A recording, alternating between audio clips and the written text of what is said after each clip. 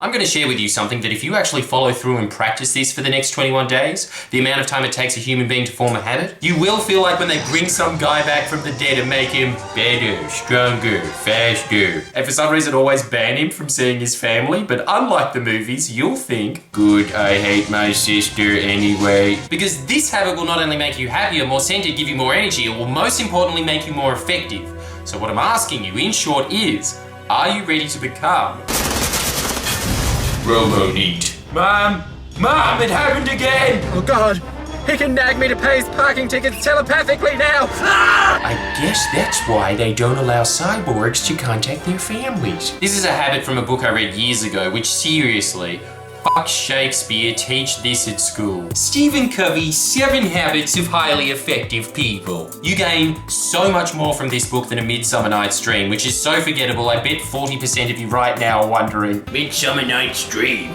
Is that a porno? Probably. Habit number 7, sharpen the saw. Referring to if you were in a competition to see who could chop the most wood, which has got to be the most relatable metaphor I've ever heard. I think we've all been contestants in the annual wood chop competition at the Easter show. It doesn't matter how strong you are, how fast, how much stamina you have. If your blade is blunt, you will be at a massive disadvantage to someone who has a sharp blade. Aristocrats of France certified. So in order to cut through the day, you must ensure that your tools, the biggest one in your possession being Yourself?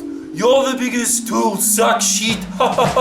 Seriously though, the only reason why I'm in this is because there's new You Mess With These available at Lonely Kids Club. And the way that you ensure that you're at your sharpest is by using the first hour of each day at least. The golden hour, as it's the first few thoughts and actions that you have in the morning that set up your entire pattern of thinking and your state of mind for the rest of the day. So for the love of God, don't start it with KFC chicken bucket, Breakfast of Champions! Oh! Instead, Jesus, this is Oprah, but nourish your mind, body, and soul, which converts to exercise, read, meditate, first thing in the morning. Maybe after you do a piss. Or do what I do and run with a plastic bag. Exercise is first on that list because if you start the day with 20 minutes of that minimum, you'll be pumping your body with endorphins instead of dopamine, which is the same chemical running through the bodies of heroin users, pokie addicts, and just about everyone else on the planet now, thanks to smartphones, which have made such low-level thoughts as, I wonder if Sonia Kruger said something racist while I was asleep. normal instead of what you should be thinking, which is, you tell me who's living a happier, fuller, more meaningful life, which out of these two pictures especially is obviously the dog. Because remember, the first few thoughts and actions you have at the beginning of the day set up your entire pattern of thinking for the rest of the day. So, happier, tick. But wait, there's more. Exercise also improves memory, concentration, and mental sharpness, so double tick. And John Howard, who this may come as a surprise to you, but I consider myself an anti-fan of that man. However, credit where it's due. That concerned golf ball was in power for 11 years, so more energy, triple tick. Then, for at least half an hour, if not a full hour, you read a book.